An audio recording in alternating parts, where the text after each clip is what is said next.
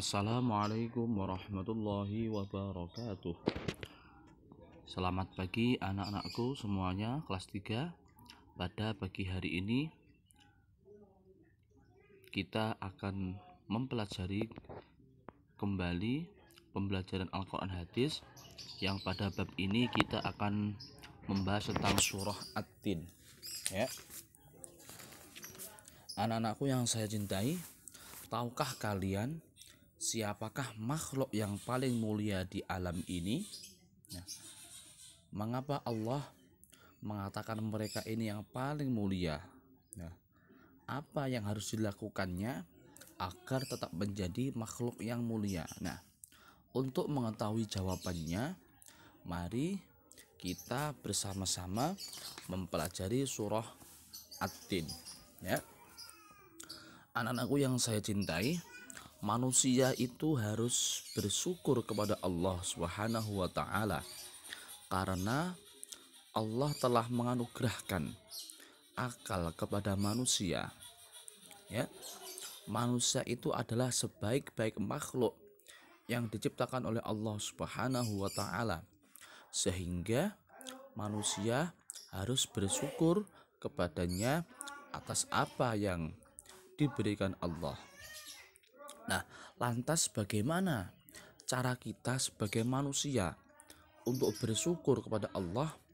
Yaitu dengan cara selalu taat dan patuh atas segala perintah Allah dan menjauhi apa yang dilarang oleh Allah. Anak-anakku yang saya cintai, nah, selalu berperilaku baik dan senang menolong sama manusia juga merupakan cara bersyukur kepada Allah Subhanahu wa taala. Nah, dengan akal yang diberikan oleh Allah, manusia diminta untuk bisa membedakan antara hal yang baik dan hal yang buruk. Anak-anakku yang saya cintai, surah At-Tin ini mengajarkan kepada kita bahwasanya Allah itu menciptakan manusia dalam bentuk sebaik-baiknya. Nah, sebagai bukti bahwa manusia itu merupakan ciptaan yang paling baik adalah atau sempurna adalah manusia itu diberi oleh Allah akal, hati, dan nafsu. Beda dengan malaikat.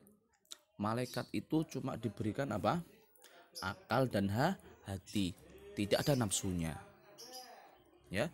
Tetapi kalau manusia itu lengkap, diberi akal untuk berpikir, hati, dan nafsu. Bentuk tubuhnya pun melebihi keindahan bentuk tubuh makhluk lain. Nah, itulah apa? Manusia. Anak-anakku yang saya cintai, demikianlah Allah mengingatkan manusia akan nikmat-nikmat yang telah diberikan kepadanya. Semua itu harus selalu diingat manusia agar tidak terjerumus dalam kehinaan. Orang-orang yang selamat dari kehinaan adalah orang yang beriman. Illalladzina amanu, kecuali orang-orang yang beriman, wa amilus sholihati, dan senantiasa beramal soleh. Mereka akan mendapatkan kemuliaan di sisi Allah dengan segala kesenangannya. Anak-anakku yang saya cintai, nah, dalam penurunan surah At-Tin ini ada asbabun nuzul yang terjadi untuk mengiringi turunnya surah At-Tin ini. Asbabun nuzulnya adalah suatu saat ketika Rasulullah masih hidup dulu, ada seorang sahabat itu yang bertanya kepada Nabi tentang bagaimana amalan seorang hamba jika hamba tersebut mengalami pikun atau kondisi saat berkurangnya daya ingat seseorang atau memori yang dimiliki seseorang mengalami penurunan. Nah, setelah pertanyaan tersebut datang kepada Nabi, akhirnya Allah menurunkan surah At-Tin untuk memberikan penjelasan bahwa orang-orang yang telah sampai masa tua dan mengalami pikun tetap akan mendapatkan pahala yang terus mengalir. Nah, surat ini juga berisi tentang peringatan yang ditunjukkan kepada manusia. Nah, anak-anakku yang saya cintai, nah, surah At-Tin ini adalah surah yang ke-95 dalam Al-Qur'an. Nah, surah At-Tin ini termasuk golongan surah Makkiyah atau diturunkan di Makkah. Kenapa dinamakan Makkiyah? Karena turun sebelum Rasulullah hijrah ke Madinah. Ya. Surah At-Tin ini terdiri dari 8 ayat. Nah, nama surah At-Tin itu diambil dari lafadz At-Tin pada ayat pertama. At-Tin itu artinya adalah buah tin. Anak-anakku yang saya cintai, mari kita lafalkan bersama-sama surah At-Tin ya. Diperhatikan kalau membaca harus memperhatikan dengan kaidah tajwid dengan benar. Tajwidnya harus benar, makharijul hurufnya harus benar. Mari kita lafalkan bersama-sama. A'udzu billahi minasy syaithanir rajim. Bismillahirrahmanirrahim. Wat-tini waz-zaitun wa-tur sinin wa hadzal baladil amin. Laqad khalaqnal insana fi ahsani taqwim.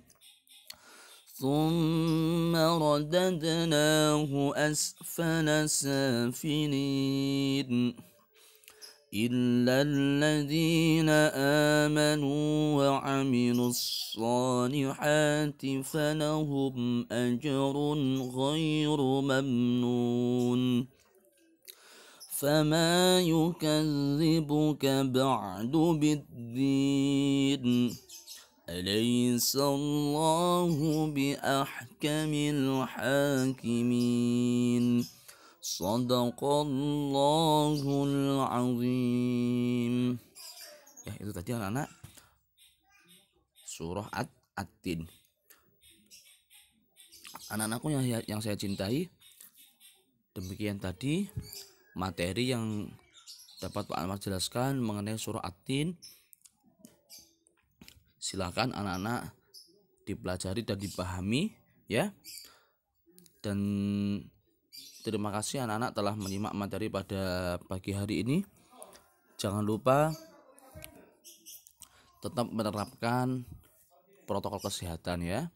Jangan tetap di rumah. Jangan lupa 3M. Selalu memakai masker, mencuci tangan dan menjaga jarak dengan orang lain. Tambah 2. Mengurangi mobilitas di tempat umum ya. Anak-anakku yang saya cintai, demikian materi dari Pak Anwar. Semoga anak-anak tetap diberikan kesehatan oleh Allah, dijaga dari virus yang sedang melanda dunia saat ini. Saya akhiri, wassalamualaikum warahmatullahi wabarakatuh.